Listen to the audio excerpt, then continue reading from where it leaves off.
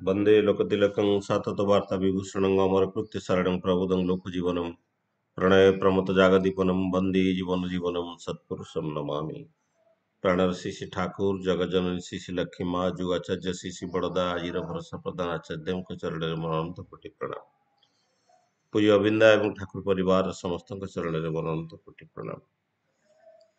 आजिर पुण्य सत्संगर पूज्य परिचालक दलैदा एवं उपस्थित समस्त पूत पांजाधारी ऋतिक मंडली अध्यक्ष मंडली जाजक मंडली समस्त को मोर आभूमिष्ट प्रणाम जनाए। उपस्थित समस्त गुरु भाई गुरु माता साधु सज्जन मंडली कुनि कुनि पिलाए समस्त को मोर प्रीतिपूर्ण राह भरा जय गुरु।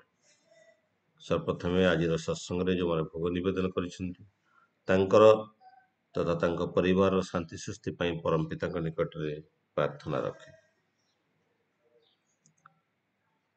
प्रतिदिन भरी धारावाहिक सत्संग सुंदर भाव भजन कीर्तन सबुगुड़ाक मधुर थिला। दादा सपरिवार कीर्तन करुले सुंदर भाव आम मैंने समस्ते से परम पिता कथा को आलोचना करुचे प्रतिदिन शुणुचे जिते शुणिले भी तार केबे क्लांत आसेनी कि केबे सरी जाए। तो आज मोर इच्छा हुए जे संतान चर्या उपरे आलोचना करने तो जोटा को आम इंग्लिश रे पेरेंटिंग भी कहू। तो आम मानकर आज जो जटिल समय देके आम मैंने गति करुचे संतान मान को ठीक भाव गढ़ी तोलिबा जो मुख्य दायित्व आम मान निरूपित थाए से दायित्व को आम किभली भाव लिभेई पारिबा बा प्रॉपर संतान चर्या दे पारिबा ता आज प्रश्नवाची ही उठी आम मान पाखे।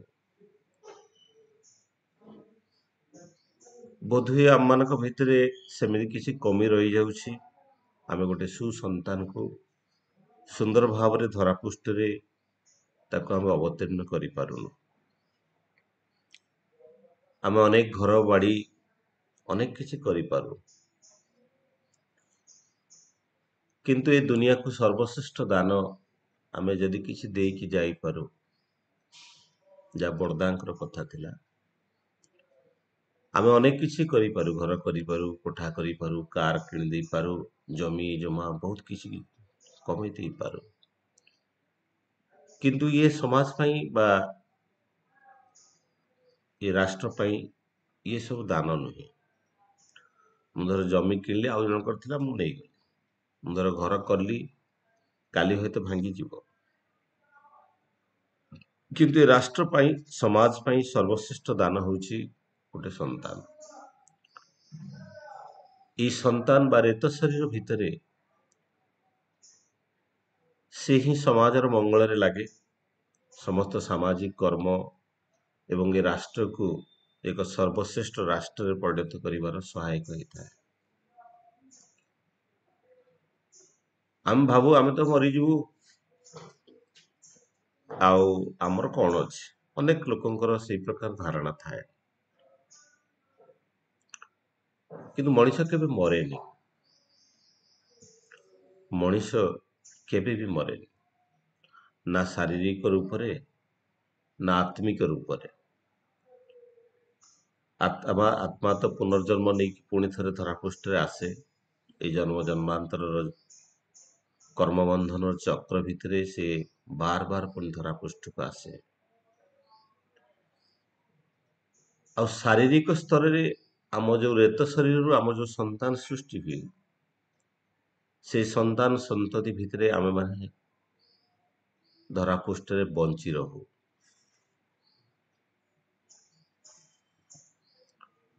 से गोटे संतान आवश्यक पड़े कारण आम तारी भितर बंची रहू कारण आम जो जेनेटिक मेटेरियल टा देकी संतान टा को तैयारी करू तारी भितर आम ଅନେକ ଦିନ ପର୍ଯ୍ୟନ୍ତ ଏ ଧରା ପୃଷ୍ଠରେ ଆମେ ଯେ ପର୍ଯ୍ୟନ୍ତ ନିଃସନ୍ତାନ ନ ହେଇଛନ୍ତି ଆମେ ସେଇ ଭିତରେ ସେଇ ଜେନେଟିକ୍ ମେଟେରିଆଲ ଭିତରେ ଆମେ ଅନେକ ଦିନ ପର୍ଯ୍ୟନ୍ତ ବଞ୍ଚି ରହୁ।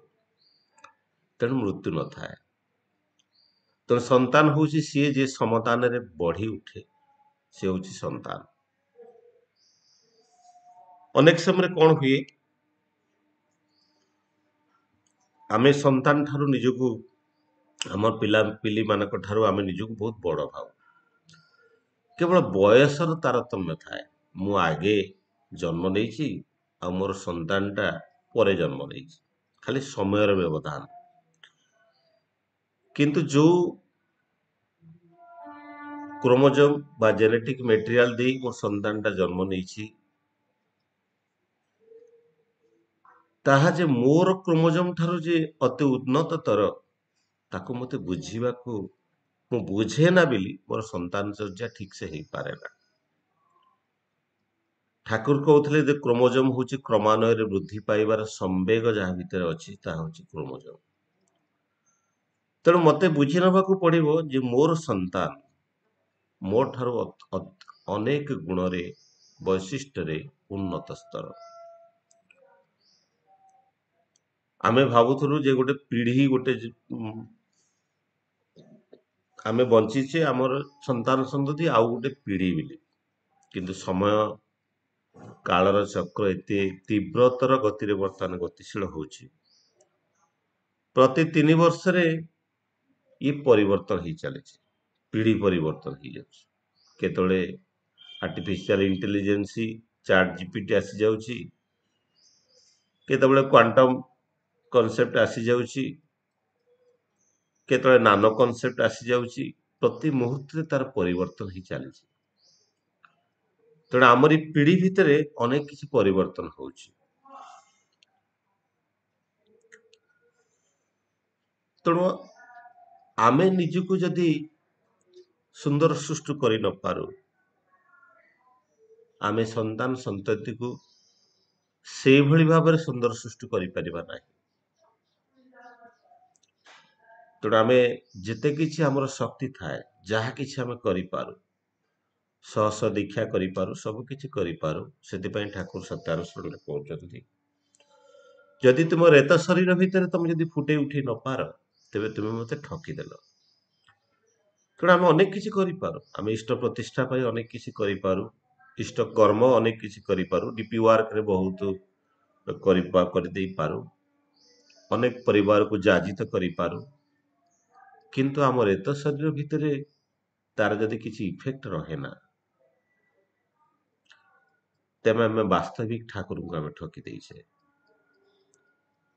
ତ ସେଇଥିପାଇଁ ଆଜି ଅନେକ ଇଷ୍ଟ ପରିବାରରେ, ଅନେକ ଗୁରୁ ପରିବାର, ଆମରି ଯୋଉ ଗୁରୁ ଭାଇ ମାନେ ଅଛନ୍ତି, ଆମମାନଙ୍କ ପରିବାରରେ ଆମମାନଙ୍କର ଦ୍ୱିତୀୟ ପିଢି ଯୋଉମାନେ ସତ୍ସଙ୍ଗକୁ ପୁଣି ଆଗକୁ ନେଇପାରିବେ, ସେଇଭଳି ପିଲା ତିଆରି ହବାଟା ବଡ କଷ୍ଟ ହେଇ ଉଠିଛି। ତାର ମୂଳ କାରଣ ହଉଛି ଆମମାନେ ପୂର୍ଣ୍ଣ ଭାବରେ ଯାଜିତ ନୁହଁ। ଆମେ ନିଜେ ଯାଜିତ ନୁହଁ, ଆଉ ଅନ୍ୟକୁ ଯାଜନ କରିବାର ଯୋଉ ପ୍ରୟାସ ଆମେ କରୁଛୁ, ତାହା ହିଁ ଆଜି ବିଡମ୍ବନା ପାଲଟି ଯାଇଛି। ତେଣୁ ଏଇଠି ମନେ ପଡେ ଯେ ପିଲାଟା ଖରାପ କେମିତି ହେଇଯାଏ, ପିଲାଟା ଖରାପ କେମିତି ହେଇଯାଏ, କିଭଳି ଭାବରେ ଗୋଟେ ସନ୍ତାନଟି ଖରାପ ହେଇ ଉଠେ। ଦେଖନ୍ତୁ, ଝିଅ ମାନଙ୍କ ଅପେକ୍ଷା ପୁଅମାନେ ବେଶୀ ଦୁଷ୍ଟ ହୁଅନ୍ତି ଆଉ ବେଶୀ ଖରାପ ବାଟକୁ ଚାଲି ଯାଆନ୍ତି। ଆଜିକାଲି ଝିଅମାନେ ବି ଖରାପ ବାଟକୁ ଯାଉଛନ୍ତି। ଯଦି ଆପଣ ଦେଖିବେ, ଉଗ୍ର ଆଧୁନିକତାର ଖୋଳପା ପିନ୍ଧିଥିବା ମଣିଷଟା ଏଇ ସମାଜରେ ଝିଅମାନେ ମଧ୍ୟ ଆଜି ଉଚ୍ଛୃଙ୍ଖଳିତ ହେଇ ଉଠୁଛନ୍ତି। ଛୁଆଟା ଯେତେବେଳେ ବଡ ହୁଏ, 7-8 ବର୍ଷ 9 ବର୍ଷ ହେଇଯାଏ, ମା କଣ କରେ? ମା ତାର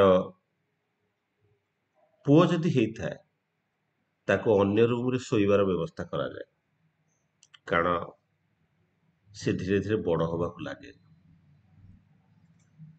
ପୁଅକୁ ନେଇକି ଅନ୍ୟ ରୁମରେ ଶୋଇଦିଏ। ବାପା ତ ସବୁବେଳେ ଅଥରିଟିଭ ବା ବସ୍ ହିଁ ହେଇଥାଏ, ଆଉ ବାପାର ସ୍ନେହ ଶ୍ରଦ୍ଧା ତାକୁ ମିଳେ, ଯେତିକି ମିଳେ ସେଟା ବାପା ହିସାବରେ।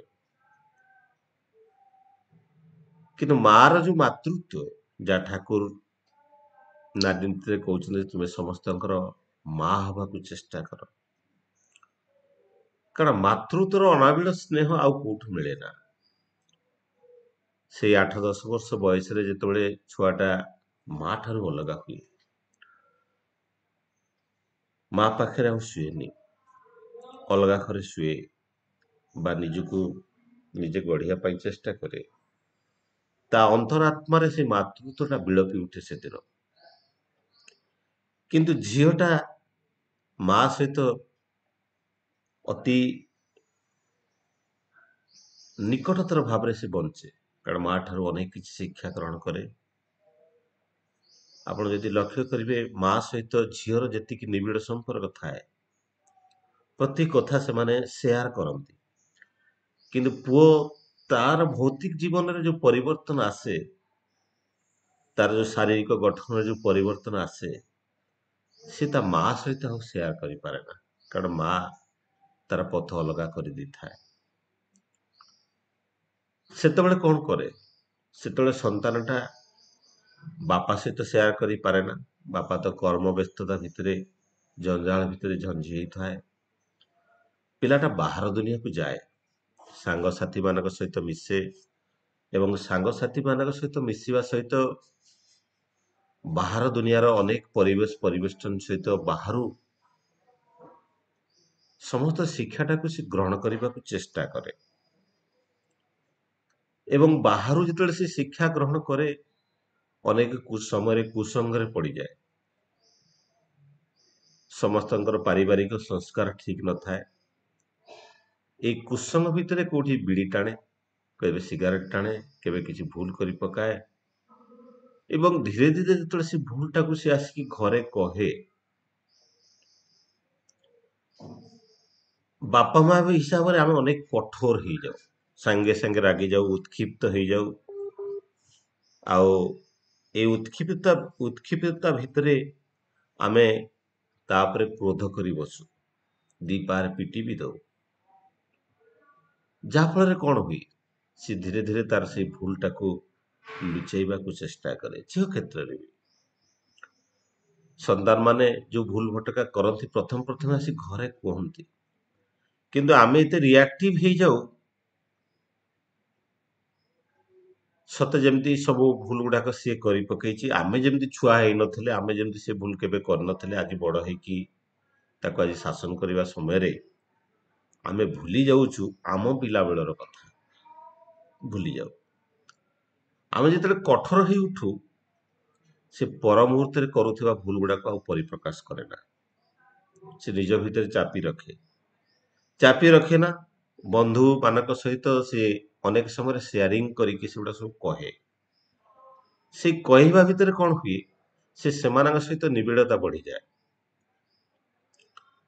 ଆଉ ସେ ବାହାର ଦୁନିଆରେ ପରିଚାଳିତ ହୁଏ, ଆଉ ପାରିବାରିକ ଜୀବନ, ପାରିବାରିକ ସଂସ୍କାର ତା ଉପରେ କୌଣସି ପ୍ରକାର ପ୍ରଭାବ ପକାଏନି। ଆମେ ଅନେକ ସତ୍ସଙ୍ଗ ଯାଉ, ଯାଜନ କରୁ, ଘରେ ଇଷ୍ଟବୃତ୍ତି କରୁ, ଆଉ ଘରେ ଅନେକ କିଛି କରୁ, କିନ୍ତୁ ତାକୁ ଆମେ ଆଉ ଧରି ରଖି ପାରୁନା। ତେଣୁ ଏଇ ଯୋଉ ପ୍ୟାରେଣ୍ଟିଂ କଥା ଯେତେବେଳେ ଆସେ, ଯେ 4 ପ୍ରକାର ପ୍ୟାରେଣ୍ଟିଂ ଥାଏ, ଆମେ 4 ପ୍ରକାର ପ୍ୟାରେଣ୍ଟିଂ ସିଷ୍ଟମ ଅଛି। ଗୋଟେ ହଉଛି ପରମିସିଭ ପ୍ୟାରେଣ୍ଟିଂ। ପରମିସିଭ ପ୍ୟାରେଣ୍ଟିଂରେ ଗୋଟେ ଚାଇଲ୍ଡ ସେଣ୍ଟ୍ରିକ ପ୍ୟାରେଣ୍ଟିଂ ହୁଏ। ଯାହା ଛୁଆ କହେ, ତାର ମୂଳ କାରଣ ହଉଛି ଏକ ସନ୍ତାନ। ଆଜି ସମସ୍ତ ପରିବାରରେ ଯୋଉ ପପୁଲେସନ କଣ୍ଟ୍ରୋଲ ପାଇଁ, ଯୋଉ ଜନସଂଖ୍ୟା ନିରୋଧ କରିବା ପାଇଁ, ଆମେ ଘରେ ଘରେ ଗୋଟିଏ ସନ୍ତାନ। ଏବେ ଜଣେ ପ୍ରଫେସରଙ୍କ ସହିତ ମାନେ ପ୍ରିନ୍ସିପାଲ ସେ ଅଛନ୍ତି କେଭିର, ସେ କହୁଥିଲେ ଯେ ଆମ ସ୍କୁଲରେ ପଢୁଥିବା ପିଲାମାନଙ୍କର 67% स्टूडेंट होचन सिंगल चाइल्ड ताଙ୍କ बापा माଙ୍କର ଗୋଟିଏ ମାତ୍ର ସନ୍ତାନ। ଆଉ ତାଙ୍କର ଯୋଉ ସେଣ୍ଟ୍ରାଲ ସ୍କୁଲର ଯୋଉ ଆନାଲିସିସ୍ କହେ ଏ ସିଙ୍ଗଲ ଚାଇଲ୍ଡ ପିଲାମାନେ ହିଁ ବେଶୀ ବିପଦଗାମୀ। ତାର ମୂଳ କାରଣ ହଉଛି ଚାଇଲ୍ଡ ସେଣ୍ଟ୍ରିକ ଡ୍ରିଭେନ୍। ପିଲା ଯାହା କହେ ଆମେ ସେଇ ହିସାବରେ ଚାଲୁ, କାରଣ ଗୋଟିଏ ସନ୍ତାନ, କାଳେ ରାଗିକି କଣ କରିଦବ, କୁଆଡେ ପଳେଇ ଯିବ, ଆଉ କଣ ଗୋଟେ କରିଦବ, ଆମକୁ ମୁଖାଗ୍ନି କିଏ ଦବ ବୋଲି ଆମେ ଭାବୁ, ଯେ ଆମକୁ ବୁଢା ହେଲେ ଆମକୁ ପାଣି କିଏ ଦବ। ଏଇ ଯୋଉ ଚାଇଲ୍ଡ ସେଣ୍ଟ୍ରିକ ଡ୍ରିଭେନ୍ ଯୋଉ ପରମିସିଭ ସବୁ କାମରେ ଆ, ଆମେ ଯେତେବେଳେ ତାକୁ ସନ୍ତାନଟାକୁ ଯେତେବେଳେ ପୁରା ପରମିଶନ ଦେଇଦଉ ସେତେବେଳେ ସିଏ ଓଭର ଇଣ୍ଡଲଜ ହେଇଯାଏ ବିଭିନ୍ନ ଆକ୍ଟିଭିଟିରେ, ସେ ନିଜକୁ ଫ୍ରି ହେଇଯାଏ, ଯାହା ଫଳରେ ତାପରେ କୌଣସି ଏନଫୋର୍ସମେଣ୍ଟ ରହେ ନା, ସିଏ ନଷ୍ଟ ଆଡକୁ ଚାଲିଯାଏ। ଆଉ ଗୋଟେ ପ୍ୟାରେଣ୍ଟସିକି ଆସେ ନେଗ୍ଲେକ୍ଟିଂ ପ୍ୟାରେଣ୍ଟ। ଅନେକ ପରିବାରରେ ଦେଖାଯାଏ ମା ବାପା ଦି ଜଣ ଚାକିରି କରନ୍ତି। ଅନେକ କ୍ଷେତ୍ରରେ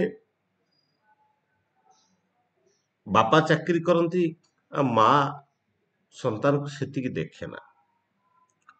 ଆଉ ଏ ନେଗ୍ଲେକ୍ଟଫୁଲ ପ୍ୟାରେଣ୍ଟିଂ ଯୋଉଟା ହୁଏ, ଆମେ ଅନଇନଭଲ୍ଭ ହଉ ପ୍ୟାରେଣ୍ଟିଂରେ, ହଁ ସେ ଯାହା କରୁଛି କରୁଛି, ଏଇଭଳି ନେଗ୍ଲେକ୍ଟିଂ ପ୍ୟାରେଣ୍ଟିଂ ହୁଏ, ଆମେ ଦେଖୁନା। ଆଉ ଆଜିକାଲିରେ ସବୁଠୁ ନେଗ୍ଲେକ୍ଟଫୁଲ ହବା ଆଉ ପରମିସିଭ ହବା ପାଇଁ ବଡ ଅସ୍ତ୍ର ସାରିଛି ମୋବାଇଲ। ପ୍ୟାରେଣ୍ଟସ ମାନେ ମୋବାଇଲ ରେ ଏତେ ବ୍ୟସ୍ତ, ପିଲାମାନଙ୍କୁ ଦେଖିବା ବା ପିଲାମାନଙ୍କୁ ସଜାଡିବା ପାଇଁ ତାଙ୍କ ପାଖରେ ସମୟ ନାହିଁ, ପ୍ୟାରେଣ୍ଟିଂ କରିବା ପାଇଁ ସମୟ ନାହିଁ। ଫେସବୁକ୍, ଇନଷ୍ଟାଗ୍ରାମ ଆଜି ବନ୍ଧୁ ହେଇଯାଇଛି, ଆଉ ୟୁଟ୍ୟୁବ ଇଏ ସବୁ ଆମର ବନ୍ଧୁ ହେଇଯାଇଛି। ତେଣୁ ପ୍ୟାରେଣ୍ଟିଂ ଠାରୁ ଆମେ ଅନେକ ଦୂରରେ ରହିଯାଇଛୁ। ତେଣୁ ଏଇ ଯୋଉ ନେଗ୍ଲେକ୍ଟିଂ ପ୍ୟାରେଣ୍ଟିଂ ଏଇଟା କଣ କରେ, ଏଇଟା ପୁଅ ହଉ ବା ଝିଅ ହଉ, ଯେତେବେଳେ ମୋ ମାର ସ୍ନେହ ମମତା, ମାର ଡ୍ୟୁଟି ଠିକ ଭାବରେ କରିପାରେ ନା, ବା ମା ହିସାବରେ ଯେତିକି ନେଗ୍ଲେକ୍ଟଫୁଲ ନ କଥା ସେତିକି ଯେତେବେଳେ ମୁଁ ହେଇପଡେ, ତା ଭିତରେ ସେ ମାତୃତ୍ୱଟା ଯୋଉ ବିଳପି ଉଠେ, ସେ ମାତୃତ୍ୱଟା ବିଳପିତ ମାତୃତ୍ୱ ପାଇଁ ସେ ଅନେକ ଜାଗାରେ ସେ ତା ମାତୃତ୍ୱଟାକୁ ଖୋଜେ। ପୁଅଟା ଯେତେବେଳେ ବାହା ହେଇ ଆସେ ସ୍ତ୍ରୀକୁ, ସ୍ତ୍ରୀ ପାଖରେ ତାର ହଜିଲା ମାତୃତ୍ୱଟାକୁ ପ୍ରଥମ କରି ଖୋଜେ। ତେଣୁ ସ୍ତ୍ରୀଟା ଯଦି ମାର ସ୍ନେହ ପ୍ରଥମେ ନ ଦେଇପାରେ, ତାର ଖାଦ୍ୟ ପାଇଁ ଯୋଉ ବ୍ୟବସ୍ଥା କରେ, ସେତେବେଳେ ସ୍ୱାମୀଟା ବାଟବଣା ମଧ୍ୟ ହେଇଯାଏ। ଛକରେ ଯାଇ ପାନ ଖାଏ, ସିଗାରେଟ ଟାଣେ, ବିଡି ଟାଣେ, ମଦ ପିଏ, କୁସଙ୍ଗକୁ ଚାଲିଯାଏ। ଅନେକ ସ୍ତ୍ରୀ ଥାନ୍ତି ସ୍ୱାମୀ ମାନଙ୍କୁ ବହୁତ କଠୋର ଭାବରେ ଶାସନ କରନ୍ତି। ଅନେକ ସ୍ୱାମୀ ଥାନ୍ତି, ଅନେକ ସ୍ତ୍ରୀ ଥାନ୍ତି ସ୍ୱାମୀ ମାନଙ୍କୁ ଅଧିକ କଠୋର ଭାବରେ ଶାସନ କରନ୍ତି। ସେଥିରେ ଦେଖିବେ, ଆପଣ ମାନେ ଯଦି ଦୂରରୁ ଦେଖିବେ, ସେ ସ୍ୱାମୀ ମାନେ ବିଚଳିତ ହୁଅନ୍ତିନି। କାହିଁକି ବିଚଳିତ ହୁଅନ୍ତିନି ଆମେ ଭାବୁ ବୋଧେ ସ୍ତ୍ରୀ ବୁଦ୍ଧିଆଟା ବୋଲି ତାଙ୍କୁ ଅନେକ ଲୋକ କୁହନ୍ତି, କିନ୍ତୁ ଆପଣ ଯଦି ଦେଖିବେ ସେ ସ୍ତ୍ରୀ ପାଖରେ ସେ ମାତୃତ୍ୱଟା ଥାଏ। ମା ଯେମିତି ତାର ଅଧିକାରଟାକୁ ଜାହିର କରେ, ସ୍ତ୍ରୀ ତା ମାତୃତ୍ୱର ସ୍ତ୍ରୀତ୍ୱ ନାହିଁ, ତା ମାତୃତ୍ୱଟା ତା ଉପରେ ଜାହିର କରାଏ। ସେଥିପାଇଁ ଅନେକ ସ୍ୱାମୀ ମାନେ ସ୍ତ୍ରୀର କଥାରେ ମଧ୍ୟ ବିଚଳିତ ହୁଅନ୍ତିନି। କାହିଁକି? ସେ ତାଙ୍କର ମାତୃତ୍ୱର ହଜିଲା ମାତୃତ୍ୱଟା ସ୍ତ୍ରୀ ଭିତରେ ପାଇଥାନ୍ତି। ଏଇ ଯୋଉ ଦି ପ୍ରକାର ପ୍ୟାରେଣ୍ଟିଂ କଥା ମୁଁ କହିଲି, ଗୋଟେ ହଉଛି ପରମିସିଭ, ଆଉ ଗୋଟେ ହଉଛି ନେଗ୍ଲେକ୍ଟଫୁଲ। ଆମେ ନେଗ୍ଲେକ୍ଟ କରି ଚାଲୁ, ଦେଖୁନା କିଛି, ଅଣଦେଖା କରିଦଉ। ଆଉ ଗୋଟେ ଆସେ ଅଥୋରିଟାରିଆନ, ଅଥରିଟି ଆମେ ଦେଖୁ, ବସିଜିମ୍ ଦେଖୁ। ବସିଜିମ୍ ଟା କଣ ହୁଏ ନା, ପ୍ୟାରେଣ୍ଟ ଡ୍ରିଭେନ୍। ମୁଁ ଯାହା କହୁଛି ତାହା ହିଁ ହବ। ମୁଁ ମୋ ପିଲାମାନଙ୍କର କଥା ଶୁଣେନି। ପିଲା କଣ କହିଲା ଭଲ ମନ୍ଦ ତାକୁ ମୁଁ ଭ୍ରୂକ୍ଷେପ କରେନି। ମୁଁ ମୋ ଅଥରିଟେରିଆନ ଗାର୍ଡିଆନସିପ ଦେଖାଏ। Parent driven, strict rule regulation ଭିତରେ ପରିବାର ଚାଲେ। ସେତେବେଳେ ଖାଲି କଣ ହୁଏ ନା, ୱାନ୍ ୱେ କମ୍ୟୁନିକେସନ। ଯାହା ବାପା ମା କହନ୍ତି ତାହା, ଆଉ ପିଲାମାନେ କିଛି ତାଙ୍କ କଥା କିଛି ଶୁଣାଯାଏ। ସେତେବେଳେ କଣ ହୁଏ, ଚାଇଲ୍ଡଟା ସୋସିଆଲ ଆଉ ଇମୋସନାଲ ବିହେଭିୟରଟା ତାର ଚେଞ୍ଜ ହେଇଯାଏ।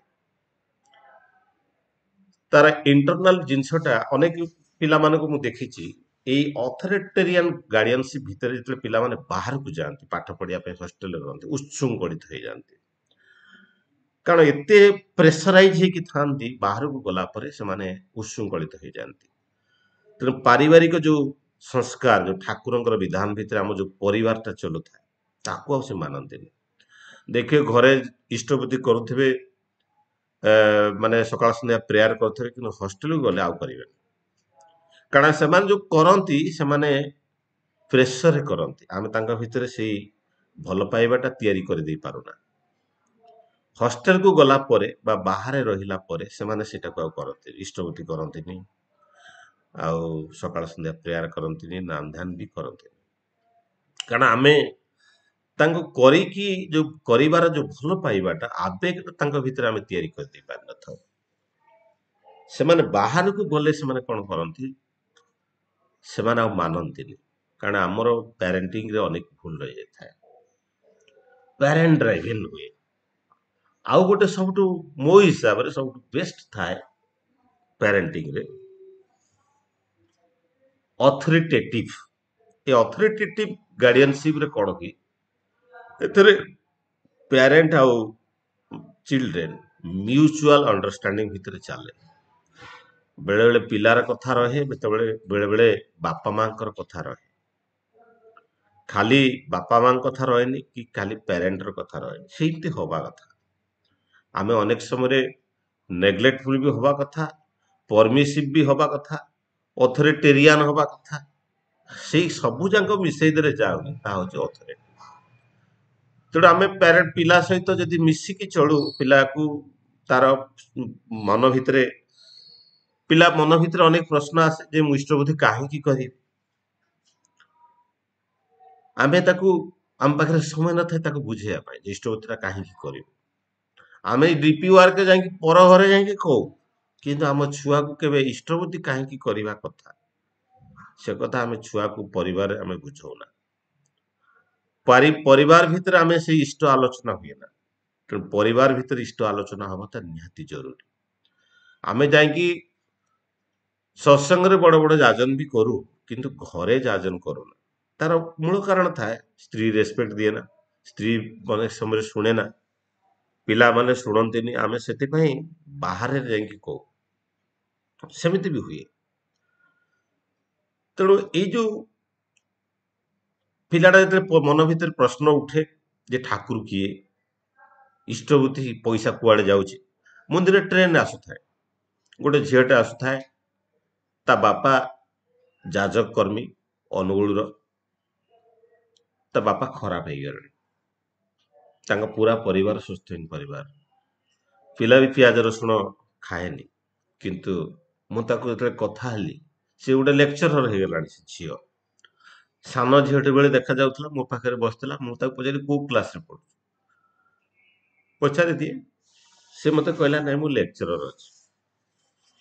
ମାନେ ମୁଁ ସେଠୁ ତାକୁ କୋଉ ଯୋଉଠି ଦେଖା ହେଲେ ମୁଁ ତ ଠାକୁରଙ୍କ କଥା କୁହେ, ତାକୁ ତ ଠାକୁରଙ୍କ କଥା କହିଲି। ସେ କହିଲା ମୋ ପରିବାର ହଉଛନ୍ତି ସ୍ୱସ୍ଥହୀନ ପରିବାର, ଆଉ ମୋ ମା ମୋର ବାପା ନାହାନ୍ତି, ସେ ଯାଜକ ଥିଲେ।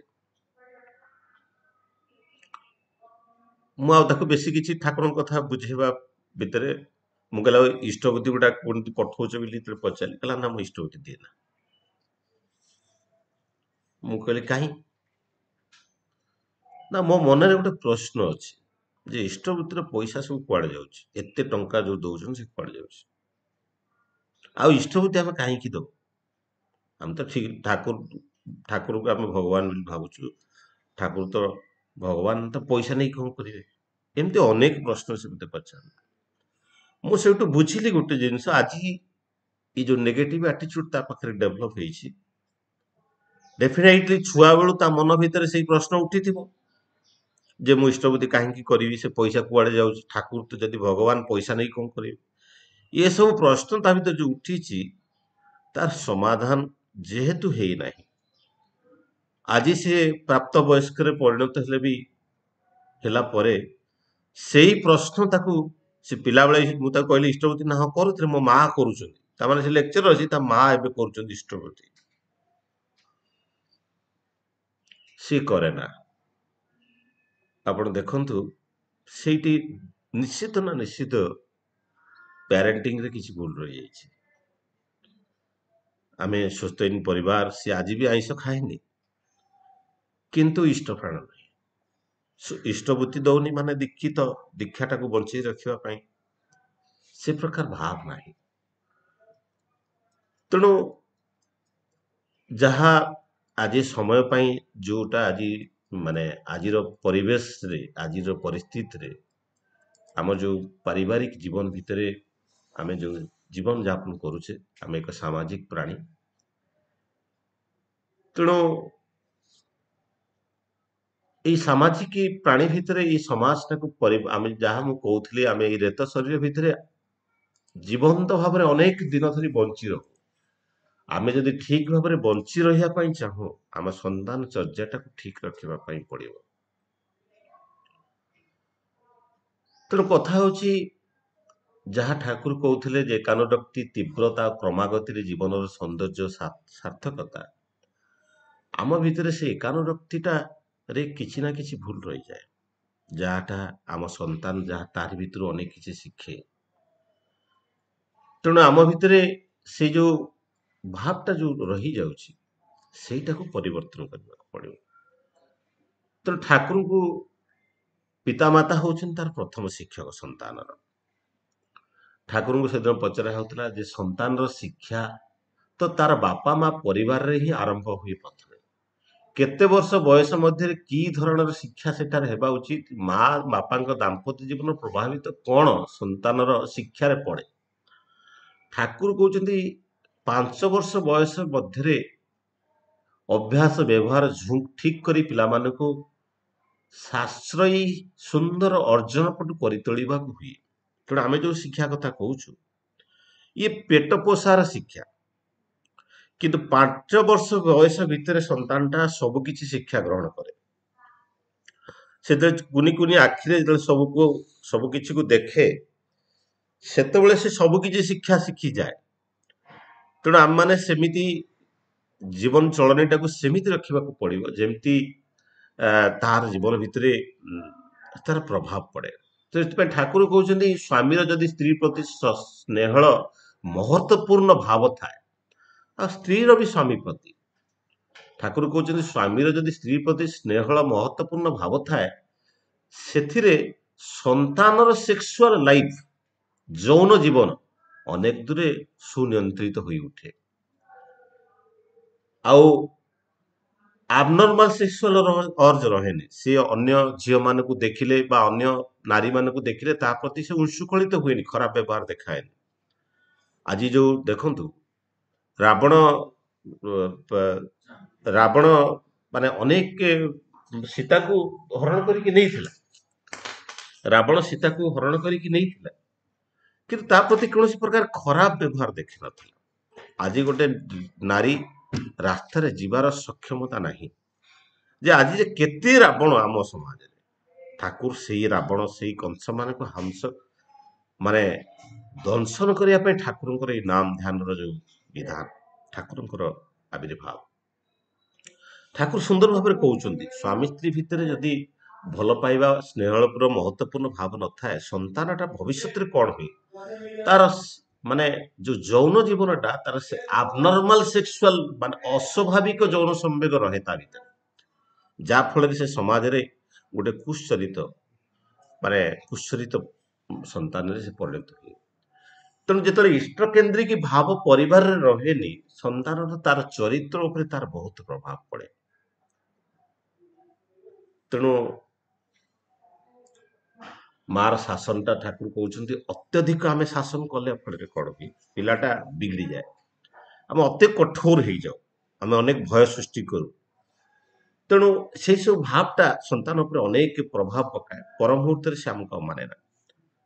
ସମୟ ତ ହେଇଗଲାଣି ଦାଦା, ମୁଁ ଆଉ ସମୟ ନଉନି। ତେଣୁ ଠାକୁରଙ୍କର ମାନେ ଉଚ୍ଛୃଙ୍ଖଳିତ କଥା ହବାର ଯୋଉ ମାନେ ଛାତ୍ରମାନେ ଯୋଉ ଉଚ୍ଛୃଙ୍ଖଳିତ ହଉଛନ୍ତି ଆଜି ସମାଜରେ, ତାର ମୂଳ କାରଣ ହଉଛି ପାରିବାରିକ ଜୀବନଟା ବିଗିଡି ଯାଇଛି। ଯାହା ବି ହଉ, ସମସ୍ତଙ୍କର ଶାନ୍ତି ସୃଷ୍ଟି ପାଇଁ ପରମ ପିତାଙ୍କ ନିକଟରେ ପ୍ରାର୍ଥନା କରି ମୋର ବକ୍ତବ୍ୟକୁ ଏଠି ବିରାମ ଦଉଛି। বন্দে পুরুষোত্তম, বন্দে পুরুষোত্তম, বন্দে পুরুষোত্তম। দাদা জয় গুরু, টাইম হয়ে গেল।